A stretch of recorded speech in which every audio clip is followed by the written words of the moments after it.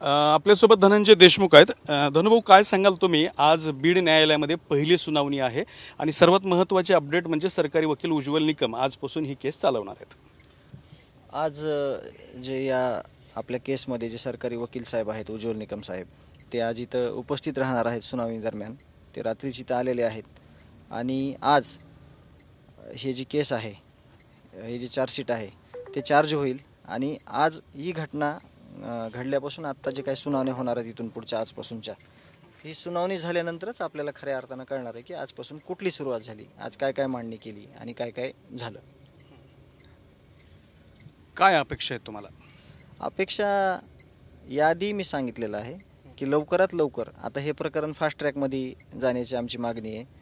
तर ते लवकरच येईल फास्ट ट्रॅकमध्ये आणि फास्ट ट्रॅकमध्ये येऊन या जो आम्हाला जो न्याय पाहिजे, जो अन्याय झालेला आहे, जी हत्या झालेली आहे भावाची अमानुषपणे, जे आरोपी आहेत, ह्या आरोपींना लवकरात लवकर जेवढ्या फाशीची शिक्षा होईल असं आमची मागणी असणार आहे आणि आम्हाला तीच अपेक्षा आहे. उज्ज्वल निकम यांची तुम्ही आता भेट घेणार आहात, काय बोलणार आहात, त्यांच्याशी कसा संवाद असणार आहे? प्रथमतः मी हे सांगतो की सुरक्षेचं कारण आहे खूप मोठं. साहेबांना सविस्तर चर्चा होईल की नाही सांगता येत नाही, परंतु 2 दिवसानंतर आम्हाला त्यांनी वेगळा वेळ दिलेला आहे. मग या संदर्भात सगळं तिथं आम्ही त्यांच्याशी चर्चा करून मग आम्हाला सगळं सविस्तर स्पष्टीकरण, आमच्याकडे काही गोष्टी म्हणजे आम्हाला जे काय बोलायचं आहे, त्यांना जे काय आम्हाला जे काय अपेक्षित उत्तर आहेत किंवा जे काय तपासादरम्यान ज्या घडलेल्या गोष्टी आहेत किंवा चार्जशीटप्रमाणे ही आमची सविस्तर चर्चा त्यांच्यासोबत होणार आहे.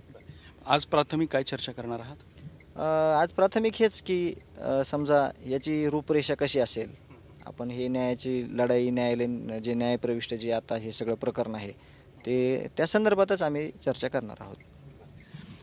उज्ज्वल निकम हे जे वकील दिलेले आहेत त्यांच्याबद्दल समाधानी आहात का? उज्ज्वल निकम न्याय म्हणजे विश्वास वाटतोय का तुम्हाला? आम्ही सुरुवातीपासून एक प्रामुख्यानं गोष्ट सांगतोय, जसं की तुम्ही सुद्धा एक प्रसार माध्यम आहेत, तुम्ही सुरुवातीच्या दिवसापासून आतापर्यंत तुमचं चोख काम करत आहेत. जी सत्यता आहे ती कुठेही तुम्ही कुणाला दडपू दिली नाही, कुणालाही कसल्याही गोष्टीला भाग पडू दिलं नाही आणि तुम्ही ज्या पद्धतीनं म्हणजे सुरुवात तुमच्यापासून करतो, तर तुम्ही सुरुवातीच्या दिवसापासून जे आत्तापर्यंत या क्षणापर्यंत आणि यांना आरोपींना जोपर्यंत फाशी होत नाही तोपर्यंत आम्ही जो असा विश्वास दाखवला आहे, तुम्ही जे सत्यात उतरलात सगळे, तसं आमच्या सगळ्या गोष्टींवर विश्वास आमचा ठेवलेला आहे. आम्हाला न्यायच मिळावा हीच आमची माफक अपेक्षा आहे आणि आम्हाला न्याय मिळाला पाहिजे म्हणून आम्ही निकम साहेब असतील, SIT असेल, CID असेल, पोलीस यंत्रणा असेल, त्यांच्यावर विश्वस्त आहोत. त्यांनी आम्हाला कुठलाही अन्याय होणार नाही किंवा जो अन्याय झाला आहे त्याला न्याय मिळेल हीच आमची त्यांच्याकडून अपेक्षा आहे. पाठीमागे काही जणांनी असा मुद्दा उपस्थित केला होता की उज्ज्वल निकम यांनी एका पक्षाकडून निवडणूक वगैरे लढवलेली आहे वगैरे, असा एक शंका व्यक्त केली होती, त्याबद्दल तुमचं काय भूमिका आहे? नाही, त्या संदर्भात ही प्रकरण एवढं सेन्सिटिव्ह आहे आणि त्याचे फोटो, व्हिडिओ, त्या क्रूरकर्मी लोकांना जे त्यांचे काही पुरावे तयार केलेले आहेत आणि ज्या कोणी या जगातल्या ज्या माणसाने ही गोष्ट जवळून बघितलेली आहे किंवा ह्या गोष्टीची माहिती घेतलेली आहे, तो माणूस नक्कीच देशमुख कुटुंबियावर जो झालेला अन्याय आहे त्या न्यायाच्या भूमिकेत कुठं कसूर करणार नाही. म्हणजे अशी आम्हाला एक म्हणजे इच्छा पण आहे, अपेक्षा पण आहे. म्हणून आम्ही त्या लोकांवर सगळ्यांवर विश्वस्त आहोत. आम्ही बाकी गोष्टीला जास्त म्हणजे विचार करत नाहीत आणि आमच्यावर जो अन्याय झाला आहे त्याला न्यायच ह्या लोकांनी द्यावा अशी आमची अपेक्षा आहे.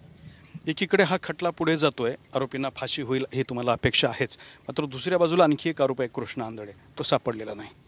मी परवा देखील ह्या गोष्टीवर बोललेलो आहे की या लोकांनी जे काही SP साहेब आहेत, जी यंत्रणा आहे, त्या संदर्भात एक पब्लिक या गोष्टी पब्लिश कराव्यात की त्या संदर्भात तो कुठं आहे, कुठले पथकं त्याच्यासोबत आहेत, त्याच्या मागावर आहेत, तो कधी शोध मोहिमेला सापडणार आहे, या संदर्भात मी देखील आज वेळ मिळाला, त्यांना वेळ असला SP साहेबांना, तर मी देखील हे थोडंसं मी चर्चा करेल आणि त्याची माहिती घेईल.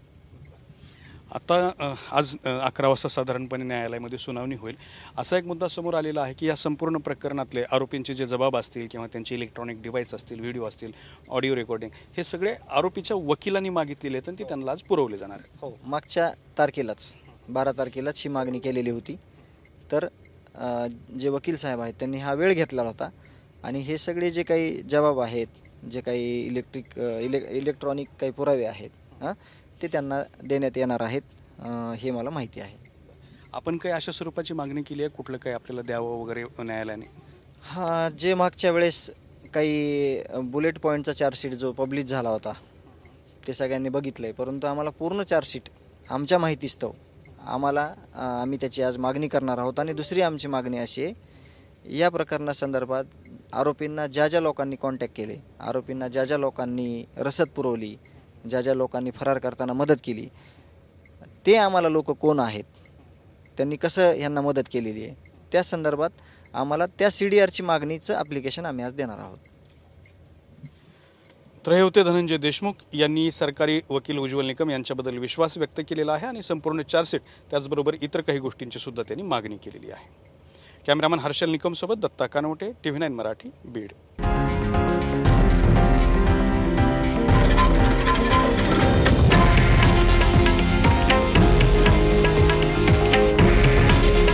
हे आहे देशातील नंबर 1 न्यूज नेटवर्क आणि आपण पाहत आहात TV9 मराठी.